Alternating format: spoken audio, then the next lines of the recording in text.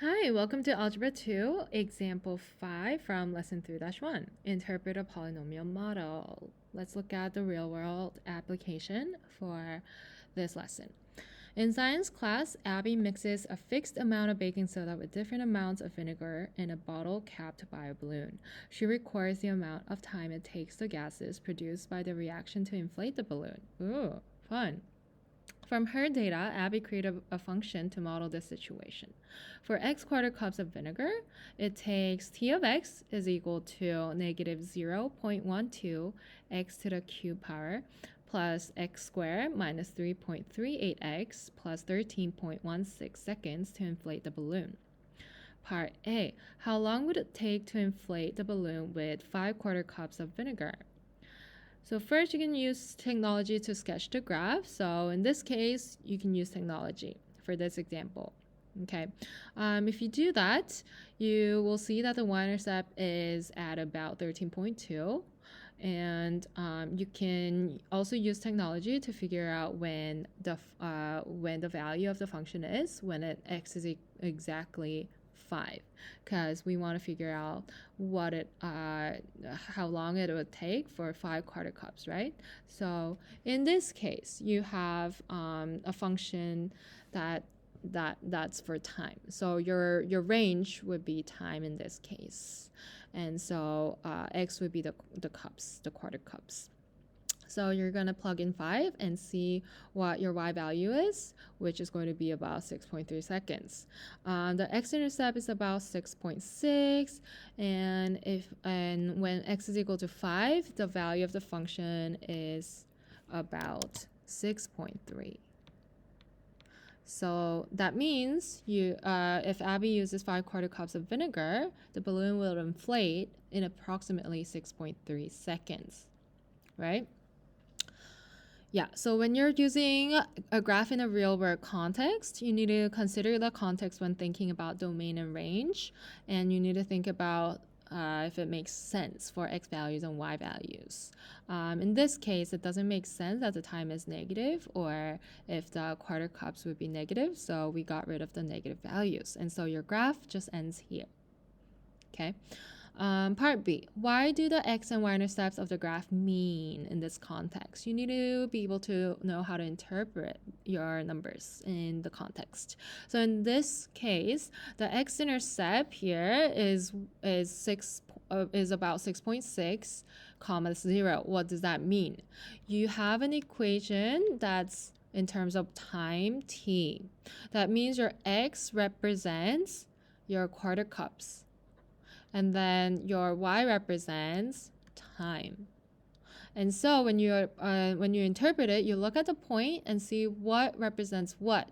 6.6 represents x, and 0 represents time.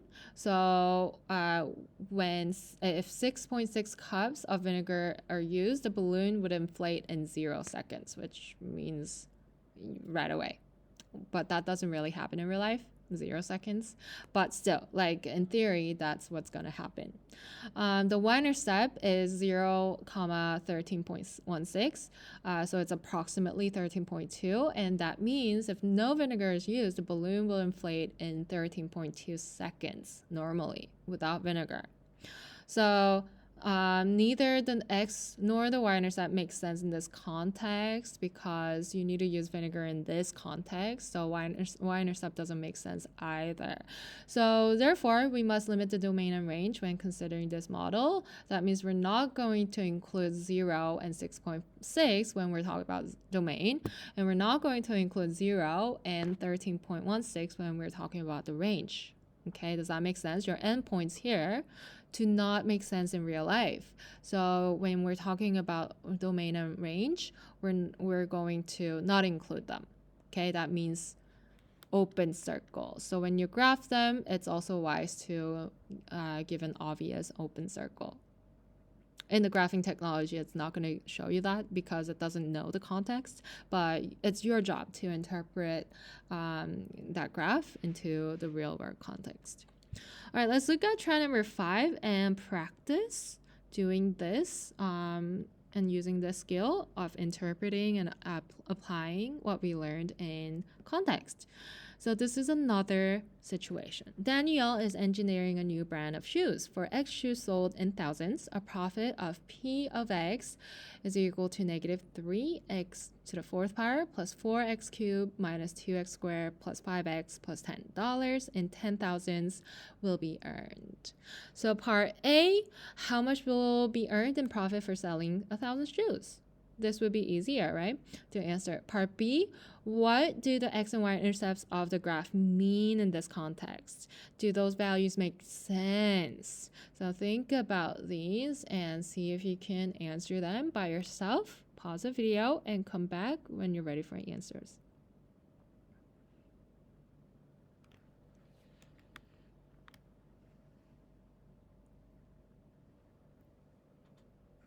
Let's look at try number 5A. How much will be earned in profit for selling 1,000 shoes? First of all, you can use graphing technology to graph this function.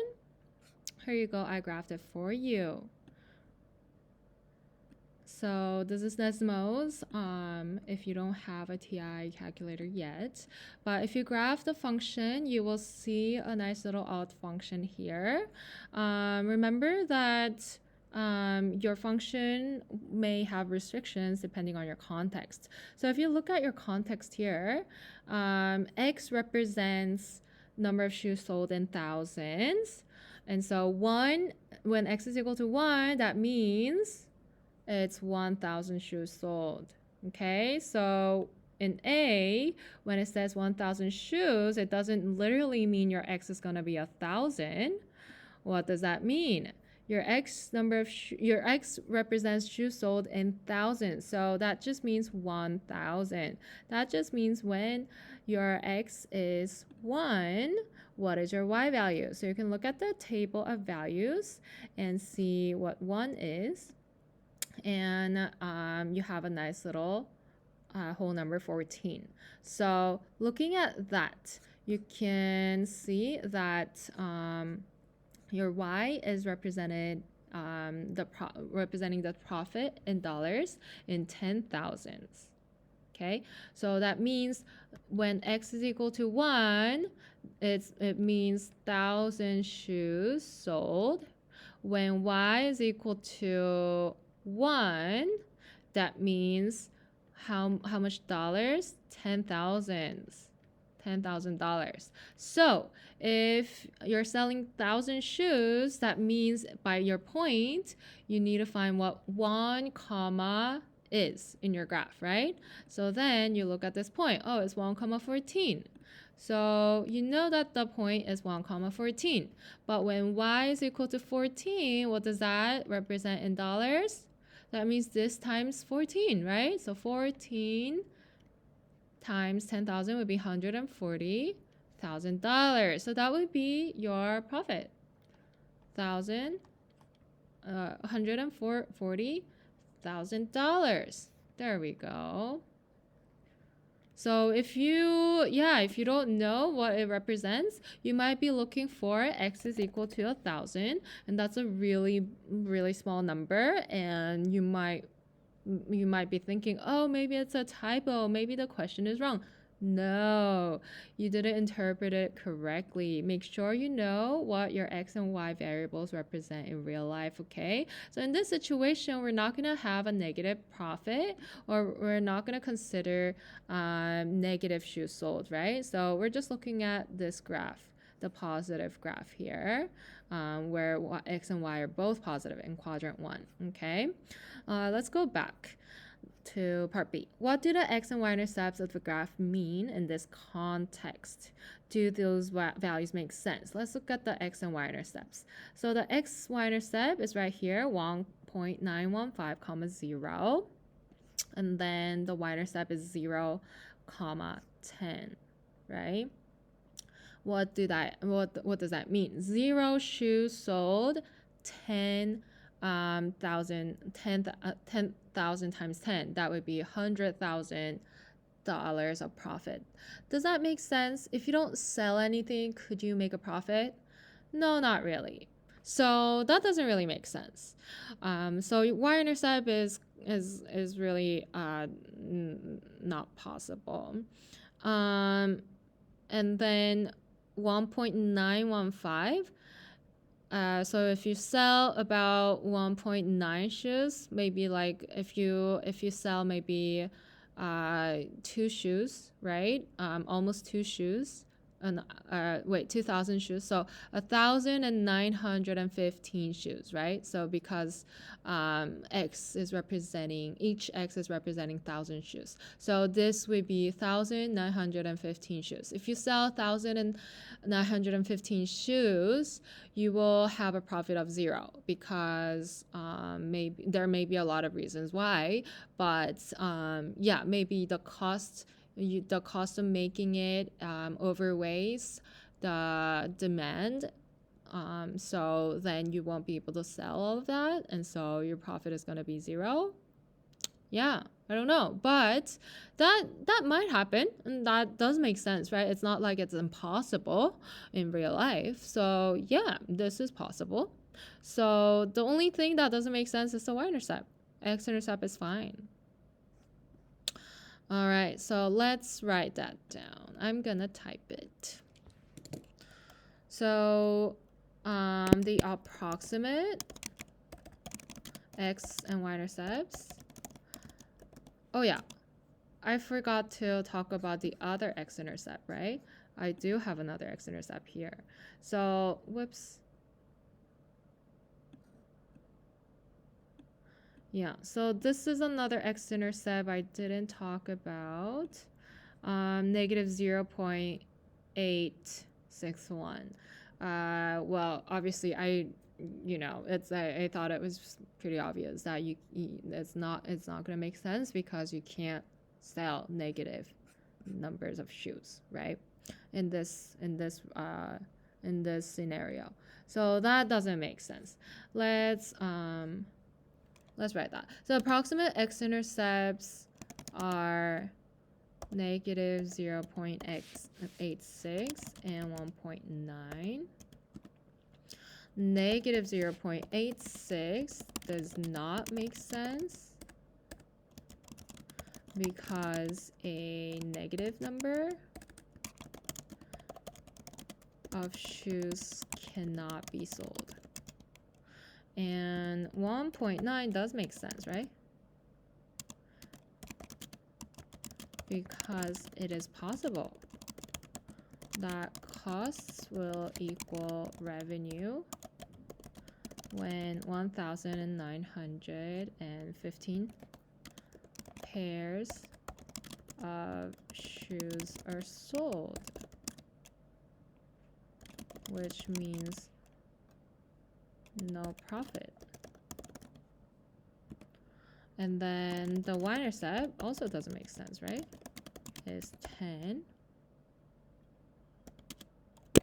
0.10 does not make sense because profit cannot be earned when there is no product being sold. Yeah, I think we explained everything. So yeah, that was try number 5 in a different context. So I hope that was a good explanation of 2 different contexts, but there are numerous other contexts in real life that may use polynomials. And so I would recommend practicing using just like thinking about it in your daily life, or looking at the practice and problem solving questions, obviously, and looking for other practice problems online. Let's wrap up our lesson. So 3-1 was all about graphing polynomial functions. We looked at the key features, the end behaviors, turning points, relative minimum and relative maximum, and the word problems. So remember that a polynomial function is a monomial or a sum of monomials, but it has a degree, it has a leading coefficient, and in order to graph them, you need to know where it's positive or negative, where it's increasing or decreasing, and your end behaviors. Okay, so please review the vocabulary. There were a lot of vocabulary words that we have looked and learned. So please review the degree, leading coefficient, turning points, relative minimum, relative maximum, and what makes sense in context. So that was 3-1. Thanks for listening. You're welcome to review and rewatch the videos for more explanation. But I think all necessary information should be here. All right, I'll see you in the next video and in the next lesson. Bye.